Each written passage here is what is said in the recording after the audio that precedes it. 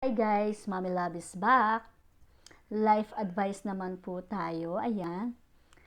Gaano ba kalalim ang iyong pananampalataya sa ating Panginoon? Naniniwala ka ba kung ano yung kayang gawin sa atin ng Panginoon? Maraming pangyayari ang ginawa sa atin ng Diyos sa ating buhay. Oo, maraming pagkakataon din tayong nakaranas ng kalungkutan, kasadlakan sa kahirapan, kawalan ng pag-asang mabuhay, nagkasakit na lahat-lahat. Pero nakaraos po tayo. Bakit pa rin po tayo nandito? Dahil ang pagmamahal ng Diyos sa atin ay napakadakila. Ganun tayo kamahal ng Diyos.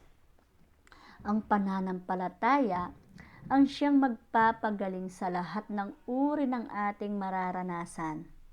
Marami na pong pinatunayan sa atin ng Panginoon kung ano yung kayang gawin ng isang taong may malalim na pananampalataya sa Kanya.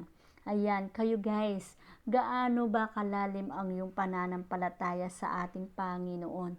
Naniniwala po ba kayo sa Kanya?